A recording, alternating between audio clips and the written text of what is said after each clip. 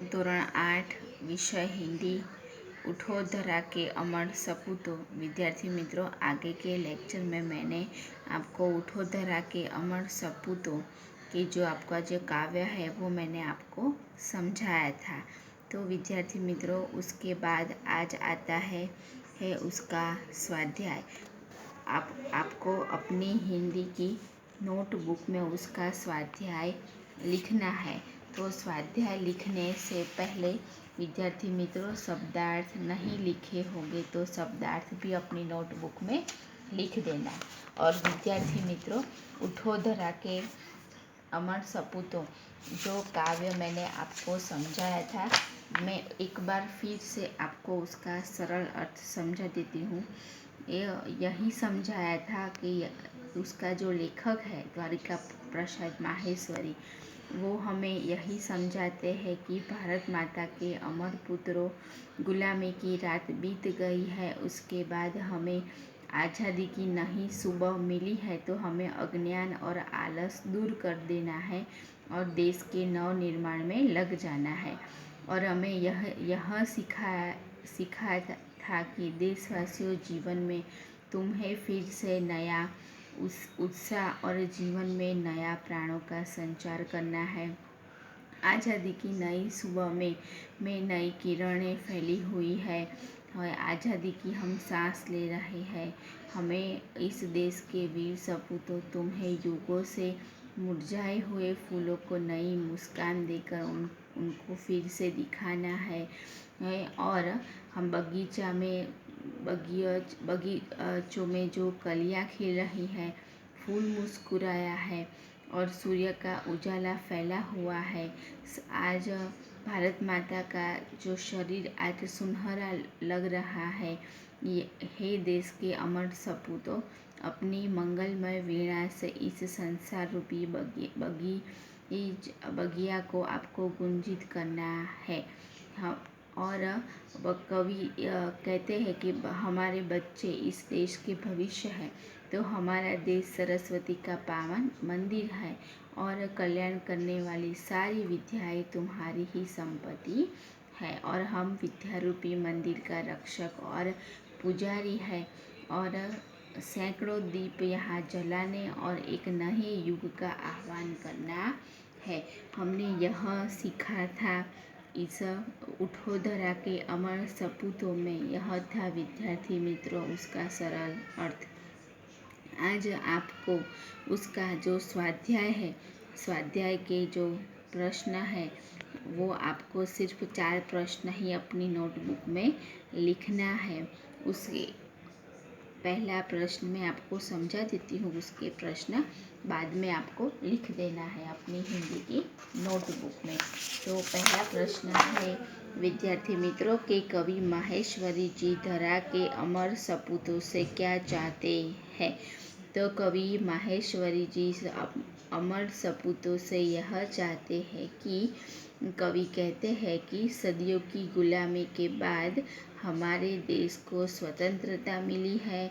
कवि चाहते हैं कि देश के युवक स्वतंत्रता के बाद देश का निर्माण करें और लोगों के जीवन में नया उत्साह भरे और नव प्राणों का संचार करें। युग युग में मुस्कुराए फूलों को नई मुस्कान दे और जग रूपी उद्यान को मंगलमयी वाणी से गुंजित करे। इसी तरह विज्ञान का प्रकाश देश का भविष्य उज्जवल बनाए। यह हमें कवि समझाते हैं। बाद में आता है दूसरा प्रश्न कि कवि नई मुस्कान कहाँ देखना चाहते हैं। कवि जो पुष्प मुरझाए गए हैं उस पर नई मुस्कान देखना चाहते हैं। तीसरा प्रश्न है कि देश के नव निर्माण के लिए आप क्या क्या करना चाहेंगे। देश के नव निर्माण के लिए आप क्या करना चाहेंगे, वो आपको लिखना है। काव्य का जो सरल अर्थ था उसमें कवि ने क्या बताया है वो मैंने आपको समझा दिया था। तो ये प्रश्न आपको अपने सोच समझ के आप क्या करना चाहते हैं देश के नव निर्माण में, विद्यार्थी मित्रों, वो आपको लिखना है। हम जब मैंने आपको काव्य का सरल अर्थ समझाया तो तब आपने भी समझा होगा कि देश के निर्माण में हम क्या करेंगे। तो आप अपने शब्द से ये प्रश्न का उत्तर लिखेंगे। इस कविता में कौन कौन सी बातें हैं जिन्हें तुम अपने जीवन में उतारना चाहोगे, ये चौथा प्रश्न है आपका। विद्यार्थी मित्रों, यह जो कविता थी उसमें हमको क्या सिखाया है और आप अपने जीवन में क्या उतारना चाहोगे। इस कविता में हमें जो मुसीबत आए वो मुसीबत का सामना करना, यह हमें सिखाया गया है। कभी भी मुश्किल से हमें डरना चाहिए नहीं। और हम विद्यार्थी मित्रों, यह जो कविता में हमें निडरता से कोई भी मुश्किल आए तो उसका सामना करना और प्राण और पथ पर अटल रह के असंभव को संभव कर दिखाना।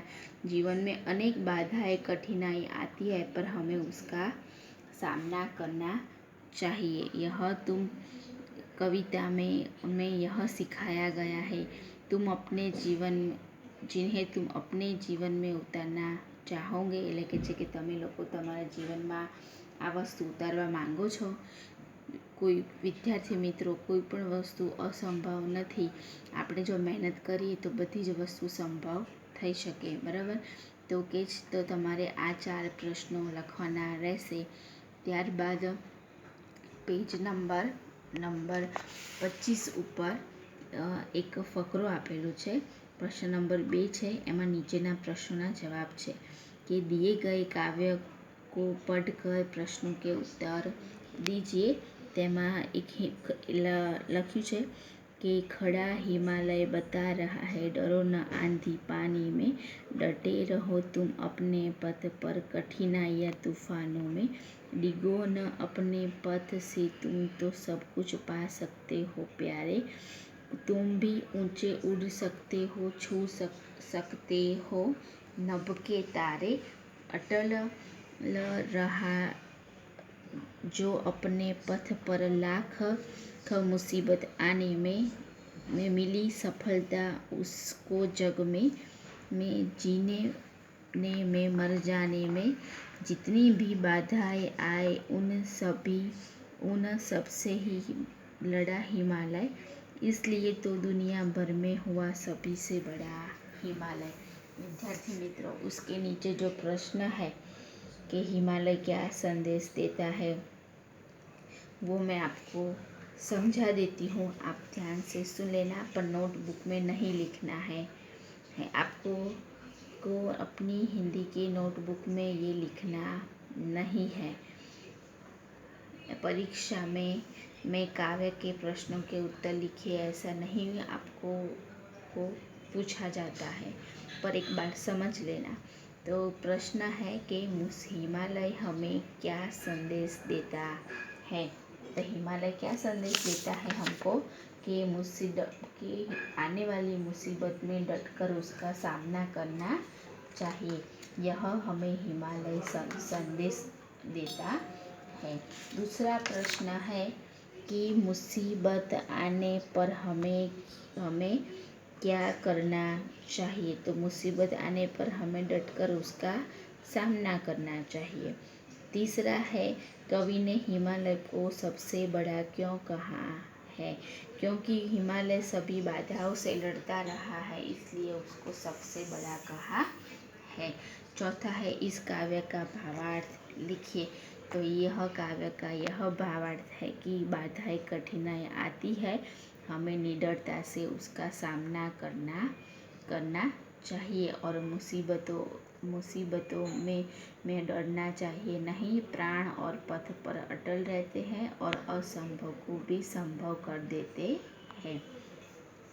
और इस काव्य को योग्य शीर्षक दीजिए। तो आप काव्य का योग्य शीर्षक क्या देंगे। हिमालय का संदेश। हिमालय हमें संदेश देता है कि हमें यह करना चाहिए। कि ऐसा हमें समझाते हैं कि जीवन में कभी भी डरना चाहिए नहीं। जैसे हिमालय हमें यह समझाता है कि हमें डटकर हमेशा सामना करना चाहिए, कभी भी किसी से डरना चाहिए नहीं। तो यह बात भी हमें समझनी चाहिए आपको। और उसके बाद है कि चित्र के आधार पर कविता लिखिए और शब्दों का उपयोग जो यह कविता आपको नहीं लिखनी है। उसके बाद में आता है आपको व्याकरण का टॉपिक आता है। अभी वो नहीं लिखना, जब हम व्याकरण आपको समझाएंगे तब आपको लिखना है। विद्यार्थी मित्रों, आपको जो बताया गया है वो आप अपनी हिंदी की नोटबुक में अपना होमवर्क कंप्लीट कर देना। और जो आपको लिखना है उसके साथ भी आपको क्वेश्चन के आंसर भी तैयार करने हैं, तो आप वो भी तैयार कर देना। Thank you.